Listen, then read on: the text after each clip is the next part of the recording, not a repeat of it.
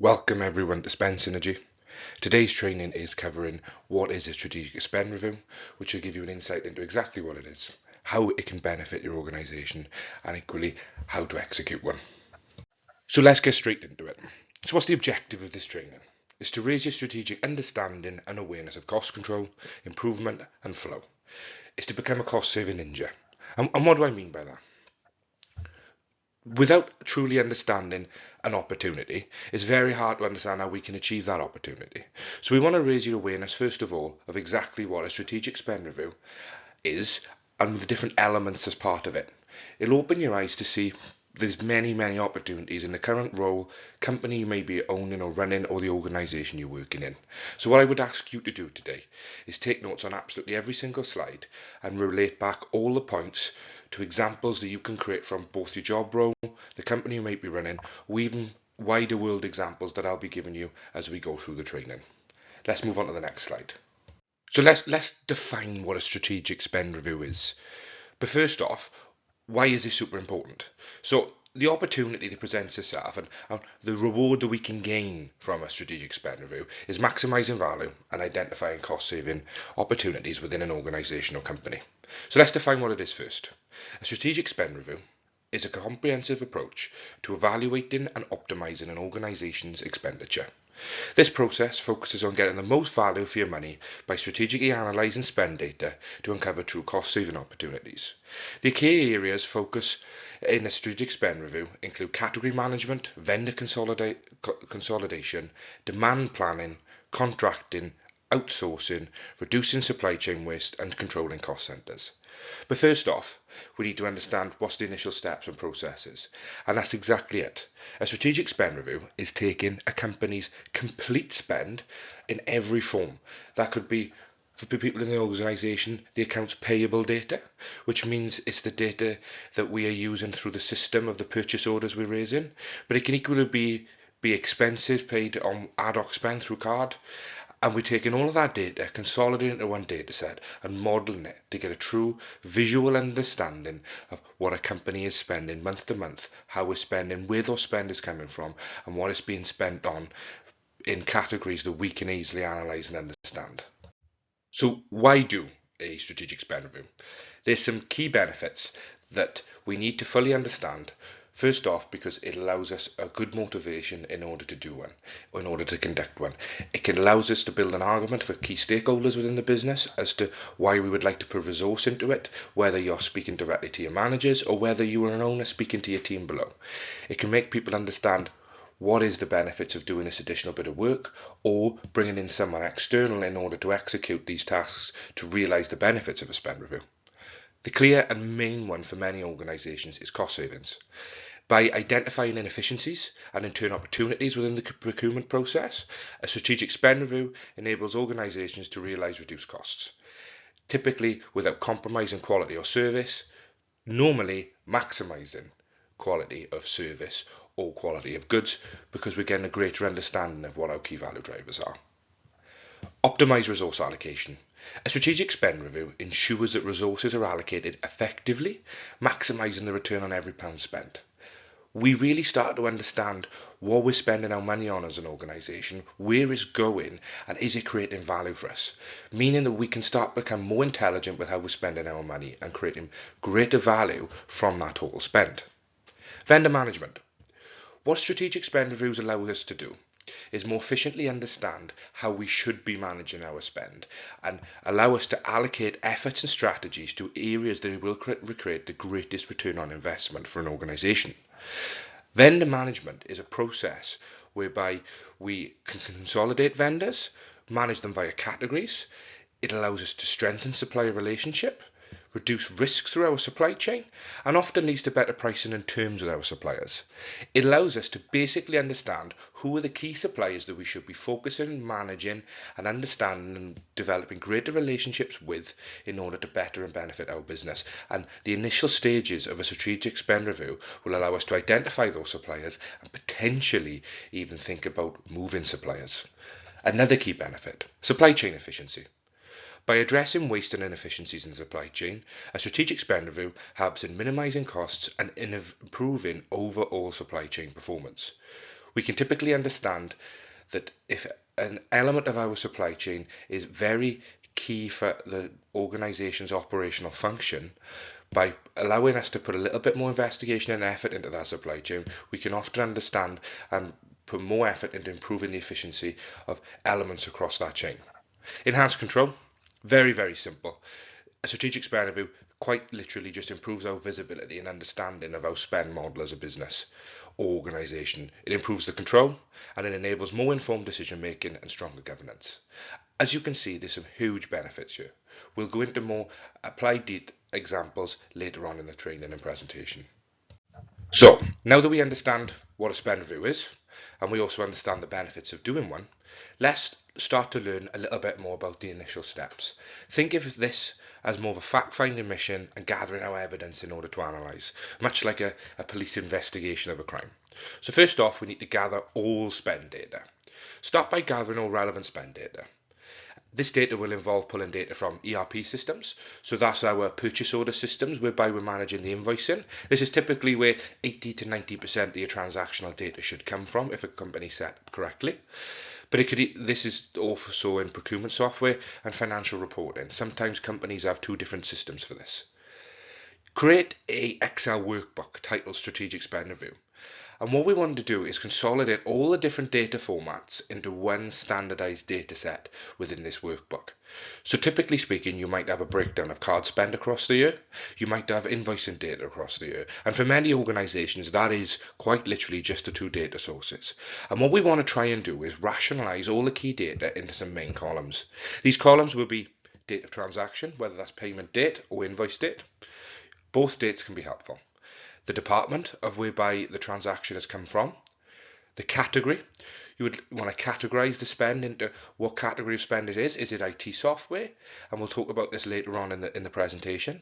The supplier, the item or service, the quantity you've bought, the unit price, the total spend or value of that line spend, the invoice number, and potentially any comments that allow you to really understand the nature of that spend for future analysing. So the classifying of the spend. This is where things become interesting. We start to build a model of our spend. That first sort of cleansing and gathering data stage is essentially us putting all of our forms of data into one workbook that we can manage everything and view everything in one data set. Now we start to add some meat to the bones and understand each line of data. Now this is a manual process. So you organise the data by category, each expenditure into specific spend categories or commodities. This will turn out to be a commodity tree.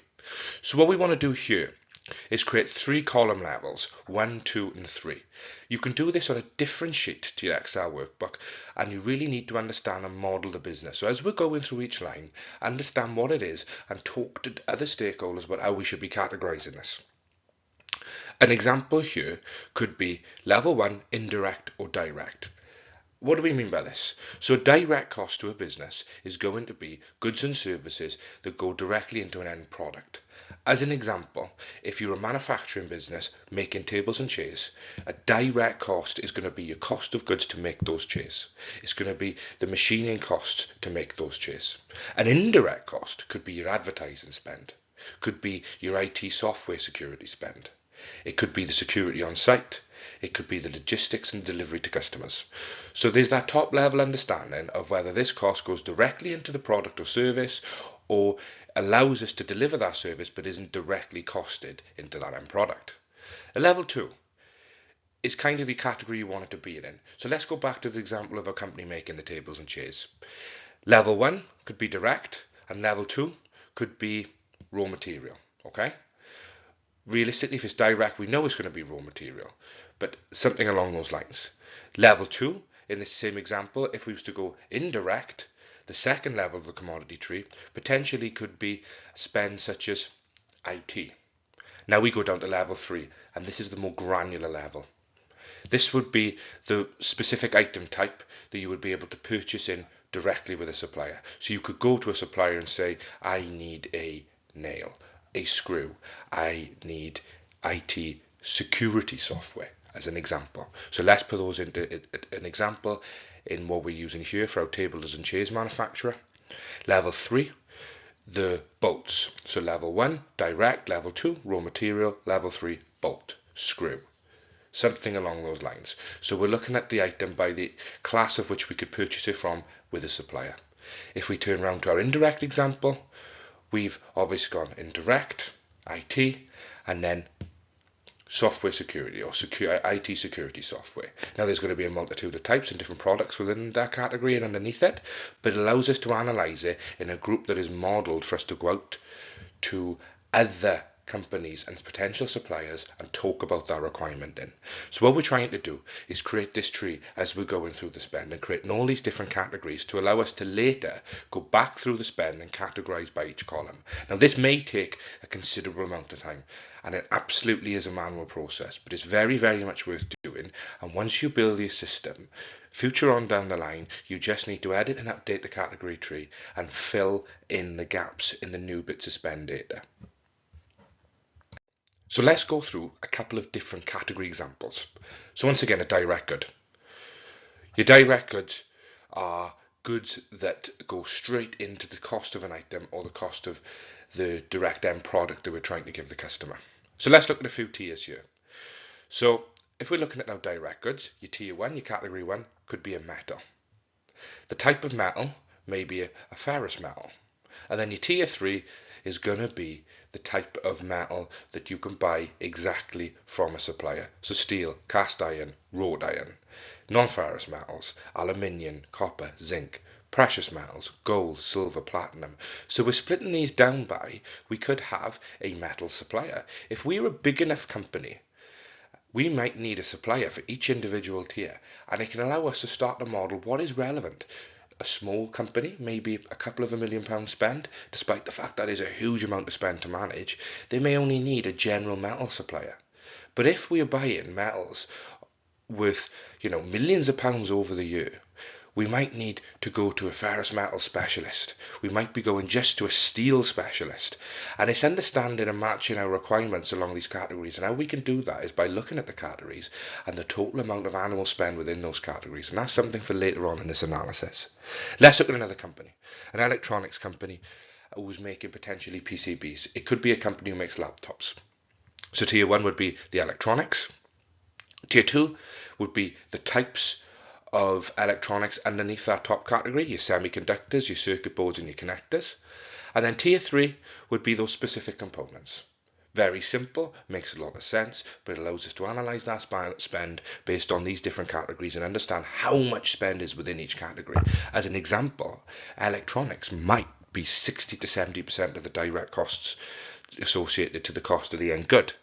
But within that, our circuit boards could be driving 80% of the spend. And then we can look at, printed circuit boards are the most expensive in terms of total cost allocation. Starting to kind of develop a model of how to look at this. Let's go through another example. So this specific company here is a company that has a lot of indirect spend. So we're trying to categorize how the office spend works. So this could be office, it could be facilities. So category 1 is office. Then our category 2 is record management, office machines, post and courier. And then our category 3 is our scanning costs, is our other equipment costs, is our Royal Mail equivalent, is our franking machines, is our courier service, and internal courier costs. Now this is splitting down an indirect cost into manageable chunks. We might find, as an example, that office machines are a large budget of our office costs. So we might be looking to bring in a strategically contracted supplier to lease the office equipment. We might be looking at another supplier to look after both our post and courier costs, because we could consolidate that into one supplier. Here are real applied examples of how these category trees can give us a categorized value to our spend and match them to potential suppliers to fit those categories. So this company is a company that clearly has identified that they have lots of spend in their IT department or under IT functions. So then they're splitting down commodity trees to break out that spend. Obviously, if we are looking at a company whereby they don't use a lot of IT, potentially a carpentry company, their IT might be split into IT, software, computer costs. They do not need a highly detailed commodity tree, but the more diversified you spend, the more relevant and appropriate it is to develop these three-tiered commodity trees. As an example, in this IT, we split our first level of hierarchy into IT, our second level into software and hardware, bespoke software and hardware, and IT common. So Clearly, this company has quite a complex, diversified need for different forms of software. It's standard hardware and software that they can buy off the shelf. There's software and hardware that they need made fit for purpose, so it's custom based. And then there's the common IT stuff along IT management, so that's systems and operations, and support, IT installation, IT repair maintenance, IT support and service. This allows us once again to look at potentially this company may be looking into having a general hardware supplier that they can buy everything from. They might be looking at a bespoke support, or within that hardware category, that off-the-shelf standard software and hardware might be 80% of that IT category spend. So we may have different suppliers for each tier underneath, and it's understanding what's necessary and what is viable and most efficient for your spend. Once again, a really good example of how to look at different category trees based on the nature of different companies. So step 2, analyze and identify. We've gone through our categorization. We've built a category that's relevant for our company based on the sort of examples we've just covered. We've got to the stage whereby our Excel workbook now has all the spending on a different tab. We have our categories, and we've spent the time to go through the workbook and put the relevant categories alongside each line of spend. The first column may be, like we say, IT. The second column could be hardware. The third column could be computer screens, just as a figurative example for the sake of this explanation. So, we analyse. In the spend analysis sheet, use pivot tables to break down spending by category, time period, service or part, and supplier. This will help you identify trends and outliers in the spend, in enabling a clear understanding of where cost-saving opportunities might lie. Now, what's important to also think about here is we have to think about what is our business and what is our core offerings, where are we spending money, so we can use the pivot table to look at things like supplier. We can filter on supplier and look at, okay, we have 20 suppliers and 80% of our spend are with the top 3. Once we understand that, we can filter only on those suppliers, build another pivot table which looks at just those 3 suppliers and start to look at where's our spend by the category of those suppliers. So we're understanding, okay, we're spending X, Y, and Z category with this supplier, which is 80% of our spend. There we've already found our low-hanging fruit as to look into a little bit more detail. We may understand that we're buying one category from 10 different suppliers. This might be an opportunity to consolidate some of that spend to one key supplier that can supply that single category. It depends what level of category we may be even be looking at as well. Potentially a category 3 at the most granular level still has a lot of spending in, which means we may be looking at to bring a specific supplier in just on that category level, whereas for some items we might be looking at bringing it a higher level category to cover the whole category for us. It could just be a full IT support that leases our IT equipment, maintains the services for them, maintains our IT security and software, and because of the size of our organisation, that allows us to best serve the purpose and the need we have. Just as an example. Make sure to look at the goods or services that are high value and understand where the demand is coming from and where you are buying them from. So let's understand the cost centre within the business of where this requirement is coming from, but equally to understand where is that cost centre being fulfilled, how many suppliers, what suppliers, how much are we spending, equally, how are these suppliers performing. And multiple areas of the business buying for the same stuff. Quite simply, do we have other areas of the business buying similar categories but across different suppliers? There's an opportunity again here for supplier consolidation. Are you buying the same stuff from multiple suppliers? There are all opportunities to consolidate and leverage buying power. In every single one of these examples, you're going to have an opportunity to bring more spend with one company, to make it easier to manage, to reduce the cost of management, and to leverage the value of your spend for cost-saving opportunities or value increase from those suppliers.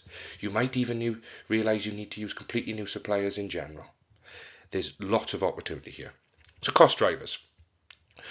We want to understand our cost drivers, so create additional columns in your spend analysis sheet to calculate key cost driving areas, the areas of your organisations that essentially spend the greatest volume of money. Look at your data and understand what parts, services, categories, cost centres and suppliers are attached to your greatest spend levels. The more spend, the more opportunity for cost savings. This is a very quick way of identifying your low-hanging fruit.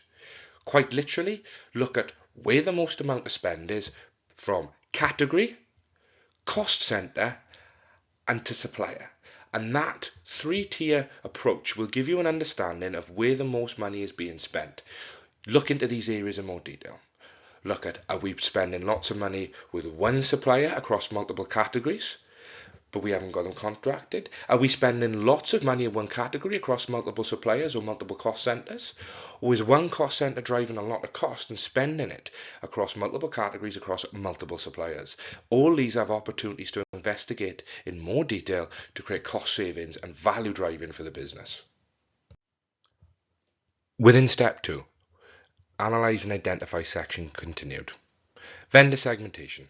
Segment suppliers based on their spend volume, strategic importance and performance.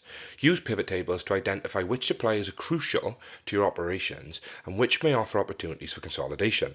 This step is crucial for optimizing vendor relationships and negotiating better terms. Are you spending a lot with suppliers that aren't contracted?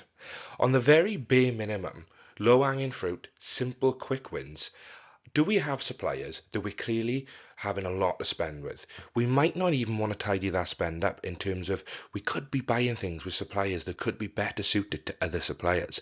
But do we want to put the time into managing it when there's other opportunity elsewhere? And could we just contract this supplier? We're spending £1 million a year with them. We potentially could be putting a rebate deal in with them. Just as an example, just a quick example there. But it's very important to look at those suppliers and understand who are the ones you're spending the most money with. You can look at the ones you're spending the most money with, then look at the second layer down. What categories are we spending? How diversified? Are we buying the right categories with a supplier? Are we spending in other categories with other suppliers that we can consolidate to this spender and create our greatest strength in spend? So there's some examples. Category management. Analyze each category's total spend and assess opportunities for standardization, vendor consolidation, or renegotiation of contracts. Category management can lead to significant cost reductions and more streamlined procurement processes. So let's ask a couple of questions and then we can give some figurative examples. Are you using multiple suppliers for each across the same categories? What do I mean? Have we got multiple suppliers serving one category? Why? Do we look to the next level of the category then? Are we at the most granular level of the category and you've still got multiple suppliers? Typically speaking, you know either your categorization was off or this is an extreme obvious example to consolidate to one or two suppliers. The only caveat to this is if we have a high risk item that's very volatile and we're intentionally using multiple suppliers. Let me give you a quick example. We could be buying a specific type of semiconductor, and that could be made in India and China. It's very a good idea to have 2 or 3 different potential suppliers for that, because that semiconductor could be incredibly important to our product, and without it we don't have the product. So we don't want to put our eggs all in one basket. That's a risk. We offset the risk of not being able to have the supply versus the opportunity it presents by consolidating. Very specific niche example and relevant in some businesses, but most often than not, you can consolidate some categories and create some cost savings. Are different areas of the business using different suppliers for different category requirements? Well, what do I mean? Do we have the same category requirement, but different cost centers within the business are buying from different suppliers? Could we get all categories just to use one key supplier? An opportunity for consolidation once again. These are some of the key questions we want to be asking in regards to when we're reviewing and looking at our category spend. Step 3. Strategically source. Vendor consolidation. After segmenting suppliers, identify opportunities for vendor consolidation. Consolidating vendors can lead to better pricing, improved supplier relationships, and reduced administrative overhead. What is this in practicality? The more you spend with someone, the more opportunity you have for improving your pricing because you're a bigger and better customer to them. Improve supplier relationships. People like you if you work with them and support their business more. It's very simple. And reduced administrative overhead. Instead of buying 10 things from 10 suppliers, if we can buy those same 10 things from one, we can put it off in one order and that person offers more free time to do more value-added tasks for the business. Focus on maintaining a balance between reducing the number of suppliers and ensuring supply chain resilience. We must offset the risk of not having that service or good supply to the business against the opportunity that the consolidation of that good or service represents.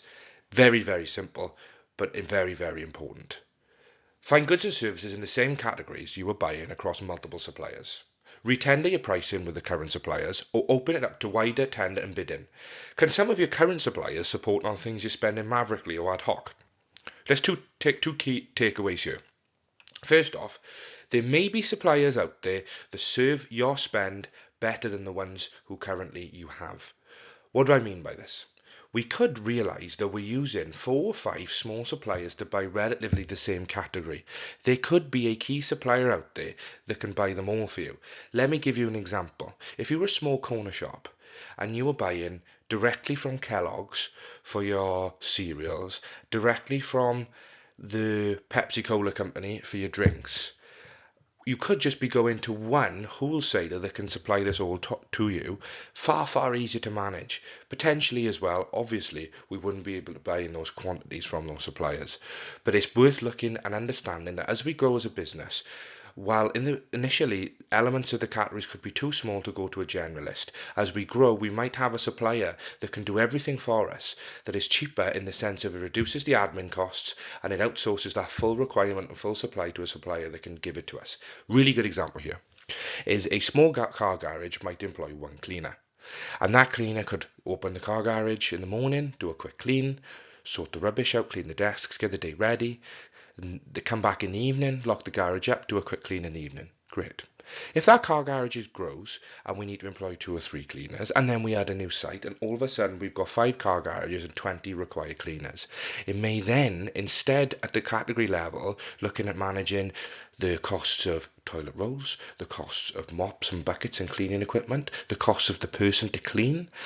Instead, we might go to a cleaning company who will give us a fixed cost for the goods that's required to clean the facility, the bags, the rubbish bags, all those items, and the cost of the person, and have it outsourced because you don't have to manage that person and the management cost of that person has gone away, and you as a business can focus on selling and buying cars, which is where your strategic value is. And this is how understanding vendors and how they're serving out categories develops huge value for the business. Demand planning. Incorporate demand planning into your spend analysis. What do I mean by this?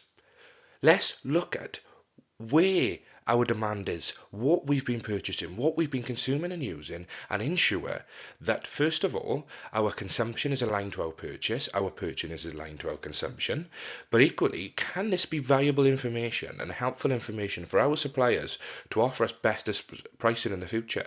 Are we just buying month on month rather than looking at an annual or even multiple years requirements of things that we could be looking at contracting that supply and creating cost saving opportunities? Align your purchasing activities with actual demand to avoid overbuying or stock outs. A stock out is equally as can be incredibly damaging because you can't deliver your core competency, but overbuying adds just unnecessary costs where it's not needed.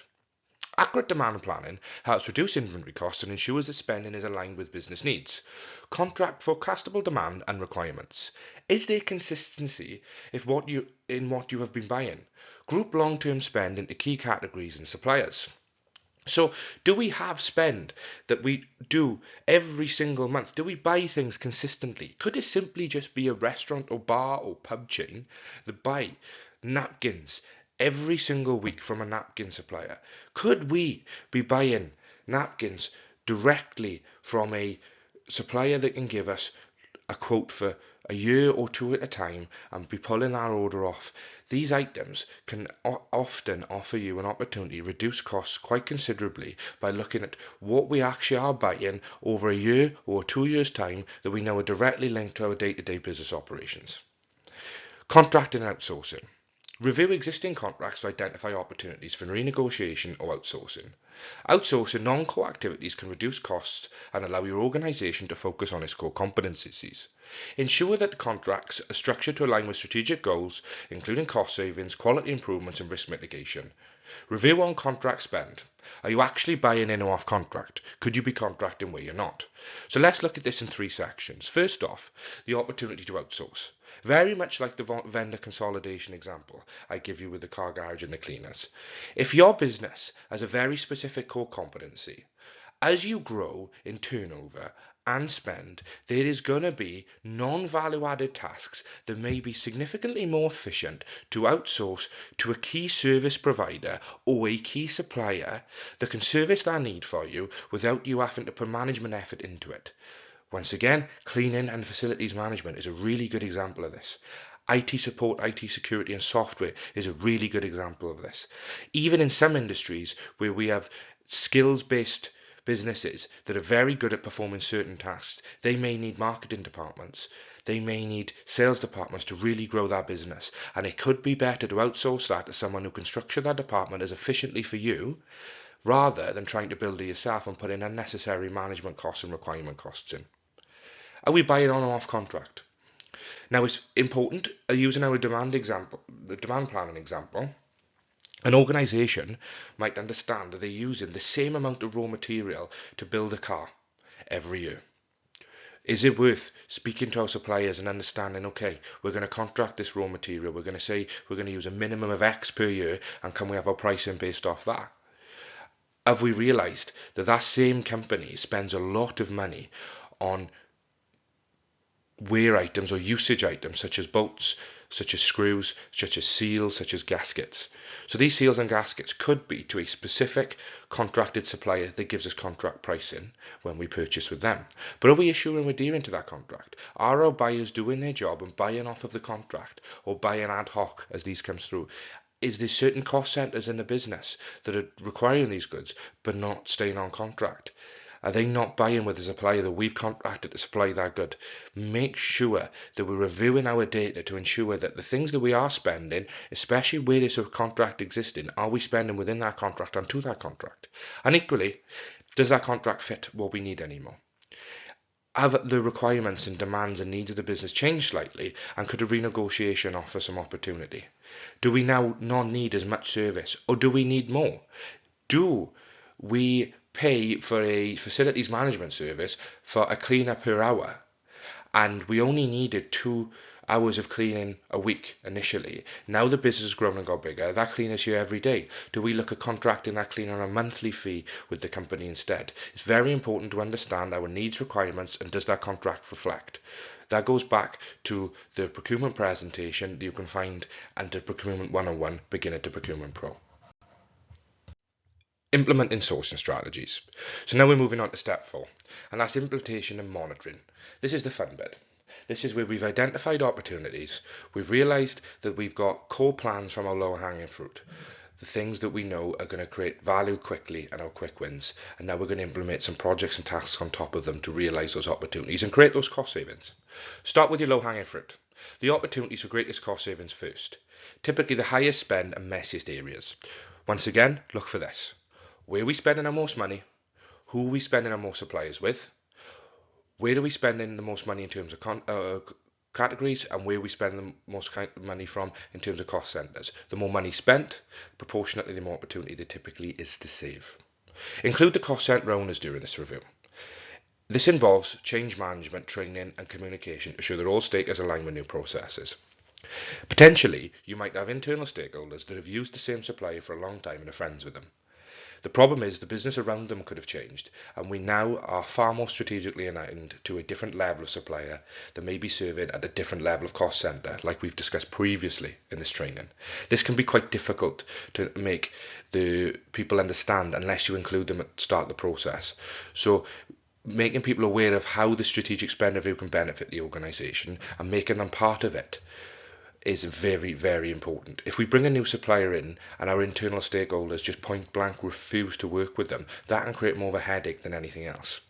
So include them from the beginning, make them aware of what we're doing, why we're doing it, the benefits, and make them feel like they're owning it. Effective implementation is key to realising the benefits identified during the review. Include all stakeholders, suppliers, cost centre owners, and even customers. SWOT analysis for each and any of the proposed changes. We need to make sure that when we're introducing new suppliers, how it can impact the customer, how it impacts internal stakeholders, and how it impacts the wider business. It is very much worth, when we've put together an initial plan, to conduct a SWOT analysis and ensure that all stakeholders are bought into this SWOT analysis. As an example, the strength of a project or potential plan could be huge cost saving and strategic improvement for the business. The opportunity is that we can create more profit and drive more business growth. The threat is going to be, what's the risk of doing this? Is there a risk that the supplier will not adhere to the new contracted terms. Yes, we can contract against that though. This is where our contracting comes into play. But a weakness and another threat, equally, a weakness could be that at the moment, our key stakeholders are not bought in. We can mitigate against that by including them, but it gives us an opportunity to address these risks and weaknesses before we proceed ahead with the project. A threat off the back of that could be that potentially a threat is that our internal stakeholders damage the relationship with the supplier from the start if we haven't identified the plan's weakness early enough on. This gives us the opportunity to know what we need to do to implement this plan at every single stage, and keeping this SWOT analysis is a very simple, rudimentary way to measure the risk and success of the project at different stages and to continually address the threats and weaknesses and maximise the strengths and opportunities. Continuous monitoring. Keep on top of it. Now you've mapped your spend, it's easy to review. Typically speaking, your nature of categories will not change unless the nature of the business change. We may have an additional requirement here and there, but 90 to 95% of those categories will be true for the next trading 12 months. So all we need to do is reclassify and recategorize as we move through. Now, a really great tip for getting the full organization to buy into this is to actually create a categorization system at requisition stage. So when you are requesting and raising a purchase requisition within an ERP system, to have these categories there. Category 1, it could be an IT request. Category 2, hardware. Category 3, I need a new monitor. And this will ensure that the data is spit out at the end based off the input requirement, which is a fantastic way of being able to measure it very quickly, effectively and easily, and makes this cleanup activity a lot easier. So, continuous monitoring. Develop and monitor key performance indicators, such as cost savings, supplier performance, and category efficiency. Use dashboards to track these metrics in real time, ensuring that you can quickly identify and respond to any issues or opportunities that arise. Quarterly is normally enough to review, compare quarter to quarter top level, and utilize the opportunities to develop your KPIs. Let's talk about this in a figurative example. Our key performance indicators are our key value drivers and our measurements to ensure that the key value has been delivered to the business by our suppliers. For example, cost savings is the project we've launched to consolidate suppliers, producing realised cost savings based on previous quarters or previous years within spend within that category. Drill down another level. Supplier performance. What performance metrics have we put in place and targets for these suppliers? Do we need them to be on time by a certain time? Is that an important metric for us? Is it the costing? Is it the prices? Is it the service level? Let's understand what our needs are and develop those KPIs in line to measure those needs and to deliver those needs. And the category efficiency. Is our category being served correctly based off the targets we've set in place from realising what potential opportunities we have? These dashboards allow us to consistently just make sure that things are being delivered in the way that the project has outlined. A really simple way of doing this is creating a project for our first low-hanging fruit, for our quick wins, and building a bit of a dashboard around that to understand. So what is the key opportunity here? Are we just trying to save some costs? And this project looks at addressing these suppliers which fits majority in this category. A very simple way of comparing this and creating a dashboard is looking at the costs spent per unit or the savings compared to last quarter to this quarter. For this time last year to this time last year. It's a simple way of doing it, but it allows you to see the success of these projects.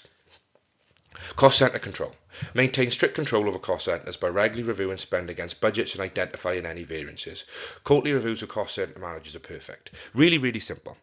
Once we've understood where our cost centres lie within the business, your cost centres could be marketing, your cost centres could be finance, your cost centres could be production.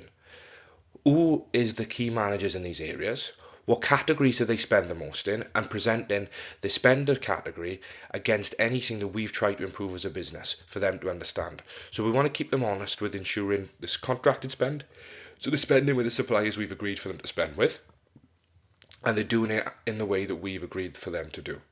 And just making sure we're not allowing certain stakeholders in the business to go outside of that plan. It keeps them honest and it keeps them managing and aware of their own spend and their own costs to the business from their own cost centres. So how do we control and how do we monitor? We develop a monitoring framework. To monitor your strategic spend effectively, start by establishing key performance indicators, often known as KPIs, These should align with the objectives set during the strategic spend review and might include cost savings. Track savings against targets, broken down by category, supplier and department. Ongoing as part of your improvement projects. So only bring these metrics in as part of the projects that you are running. And once again, start with the projects that offer the greatest opportunity first. As an example, comparing quarterly spending, whether it's reducing or the cost savings that are being realised, it could be looking at per unit or per service, what did we spend last quarter in this year, and what are we spending this quarter this year? Supplier performance. Monitor key metrics such as delivery times, quality scores and compliance with contract terms. Build these off the newly agreed contracts. Think about where you went wrong before, what to measure to stop it happening again, and how to measure to ensure what's been put in place remains, and most importantly remains effective.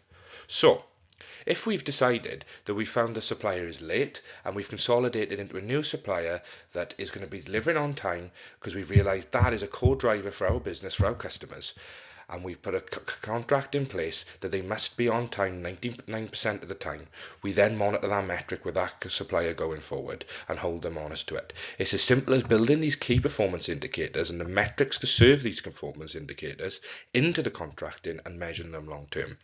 Ensure that we build this monitoring framework around the improvements and the new projects that we're introducing. Let's not try and make a monitoring framework to monitor absolutely everything. Let's monitor the things that we found that matters from a cash flow perspective, create the relevant framework around that and make it as simple and as easy as possible. Allow it to show us when something is not going right as per the plan and we can ask why. Category spend. Regularly review spend by category to identify any deviations from the planned budget. Quarterly cost centre reviews. Prepare the reports and metrics and openly discuss. Super simple. But understand category spend by category. What stakeholders lie under each category? How much is being spent in the category? How much did we spend last year? What's our growth this year? And what should we be spending based on the project that we've conducted within that category? Bring any stakeholders that have cost centres within that category into a regularly quarterly meeting and just show the metrics of how they are spending in regards to their department and their function aligned to our goals. It keeps people aware and honest, and it's very quick and easy to do. It does not need to be hours and hours and hours. It needs to be a top level review, and the procurement team only needs to get involved with areas that are lagging and are not to plan. And we can understand why. This might not be the cost centre owner's fault. This could be poor planning from us, poor execution of a project, or simply just the business needs something different and has changed from when we first investigated it. Contract adherence. Monitor suppliers' contract performance, but also internal adherence. One of the biggest problems we have is as customers, we contract what we want the supplier to do, but we do not ask ourselves the question of what is the true requirement for us? Have we communicated that? And then have we contracted ourselves within this contract to provide the supplier with the necessary means to realistically serve our expectations? Big sentence. It just means, have we told the supplier what we want, and do we realise what we actually want and need to get what we need to get done? Measure this. Measure the contract, measure that we are making sure that we are working with the suppliers in the way that we've agreed to work with them, make sure that we're using the pricing that we've agreed to work with them, make sure we're spending on the things that we've agreed to spend with certain suppliers with those suppliers to realise those savings. It's a very important area. You can contract general suppliers to manage maverick spend requirements and make them your go-to. Quick important note to make here, make you aware of this for your own spending. Maverick spend or ad hoc spend is spend that comes up that we didn't realise we needed to do. It's often done on card payments, which typically longer term and more costly to the business, both in management fees and corporate card fees. So how can we deal with this?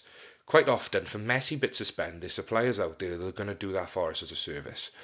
We can quite often contract a general supplier who will go out and just purchase and procure on our behalf, rather than having someone do that in the business. But also, we can have someone that simply manages maverick spend within the business and utilises these suppliers for us. Just something to think about. Anything can be contracted and modelled once we get down to that granular level. Once again, start at the top. Start with the biggest opportunities first. Long-term control. Once we're starting to introduce these improvement projects and we've got metrics in place to measure them, we need to understand how do we ensure these metrics are being adhered to and create a control method for them.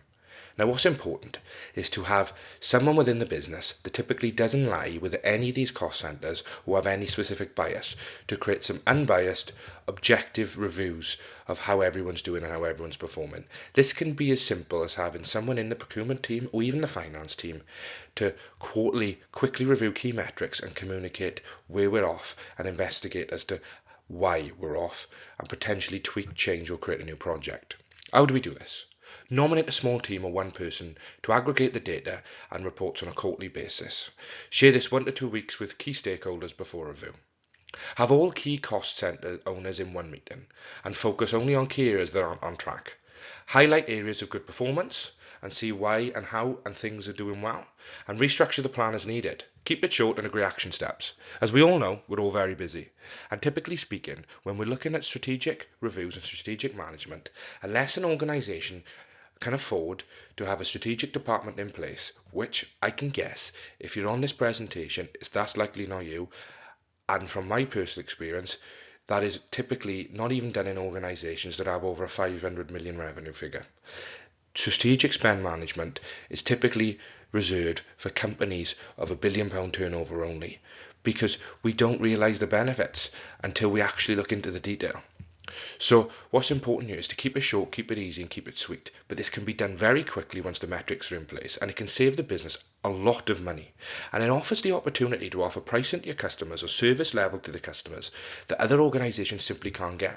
This really is an opportunity not only to improve your bottom line and in profit, but equally to give a key value opportunity to your business that differentiates yourself from suppliers, whether that from a costing perspective, could be the agility of which you can serve them. Anyway, how do we offer long-term control? Evaluating supply performance. So reassess supplier performance metrics to ensure they all continue to meet expectations, exactly like the slide before. Revisit the category management. In this quick review, look at anything that's not to the expectations or the metrics set out for each category. Typically speaking, this is going to be more relevant to budget control. What did we agree that we was going to spend on the contracted elements of that category? Are we on plan to that? Why not? There might be a reason. Might be a justified reason. Contract compliance. Ensure that all procurement activities adhere to the contractual obligations in terms of pricing and delivery terms. Very similar to the point I just mentioned on the previous slide. Process adherence. Verify that procurement teams are following standardised processes. Now, this is a key area that can sometimes be overlooked, including those related to vendor selection, purchasing and payment. Make sure the process that we've set out in order to request goods, to raise requisitions and also to purchase goods are in line with the processes we've agreed as part of the improvement projects. And then budget adherence are functions, projects and activities adherent to the recosted budgets. Typically speaking, once we've reviewed an area, we'll have a better understanding of what that true cost could be and what that true cost should be. So are we realising the savings that we forecasted? If not, why? And that then is where we look into things on another level. Once again, was there an area in the budgeting? And for any problem we ever find, it's always worth conducting a 5 whys analysis. Why? Here's an example. We've restructured and we've recontracted our software provider's service. This is a turnkey service provider that can do everything from our Word services and Microsoft services, cloud computing and storage, the software that we use for our ERP systems, and they do everything in between. Because we're at the level whereby we don't need a full department within the business, but we do need all these requirements. So we've introduced a key specialist supplier. Now, what we found is we're actually overspending on this contract. We've agreed all these services on a pay-as-you-go basis, and all of a sudden we're using a lot of key services. We're using a lot of support services from the supplier that we didn't think we needed. This one key cost centre, potentially purchasing, potentially planning, is raising all these costs, additional costs through service, and then having additional support required from this company. When we look into this, we ask a 5 whys. Why are we spending too much in this cost centre? Oh, the answer to that question. Well, we've been having more support required in planning. Why? Because the planning software isn't doing what we need it to do. Why? Because we didn't pay for a certain element of the software that allows us to do what we need to do, so we keep asking the support guys how to do it manually. Why? Well, why are we doing that? Let's change the contract. All of a sudden, we've realised that we didn't potentially contract correctly initially. That's a simple fix, but it allows us to dig into that detail very quickly and create and realise these cost savings. Thank you everyone for your attention throughout this training and presentation. Now, we're nearly at the end, but there's a few key things I want to cover before we finish. First off, what have we gone over today? The objective of this training was to raise your awareness of strategic spend and strategic spend management. It was to give you an end-to-end understanding of what it is, how to conduct a rudimentary version, because there is easier, more efficient ways of doing it. But by doing it manually like this, it means any organisation can start to categorise and understand spend. Like I say, always focus on the areas where we have more spend, where there's always going to be most opportunity. And the idea being that by covering the end-to-end process, we've allowed anyone who've gone over this training to make relative points to where they are in their organisation and present potential opportunities that they can talk to their management or even do themselves. So what I'd ask you to do is take your notes that you've made throughout the presentation and think about them. And review with your senior leadership. Review with people you work with. Do you have opportunities you've identified just from the tactics you've learned about today? Do you work in IT? Do you work in one of these cost centres or categories whereby you realise and have just thought, we could be doing things a little bit better? Why are we using 3 suppliers for this when we could be using 1? It's really important to have everyone strategically aware of how much we can benefit and improve the organisation from simply doing things better. Anyone can help this process. Remember, you are the person who knows you're part of the organisation inside out. No one knows your job like you do. And your job might feel like you haven't got much impact on the organisation. It might feel like you have all the impact on the organisation. But it's very important to understand that everyone has equal input and equal opportunity to create these changes. Please discuss in the community ideas, opportunities or problems you may have. Bring these ideas into the rest of the team in the school community and talk them through. Talk through what you could be doing in your organisation. Talk through potential ideas and projects. Have someone else had a similar problem? Is someone else working on a similar problem currently? Has someone else realised an opportunity and is already down the road do you want to travel? Really, really exciting stuff. And really excited to get into little bits and ask questions and learn a little bit more. Once again, thank you for bearing with me on the Spend Synergy training, and I'll see you inside the group.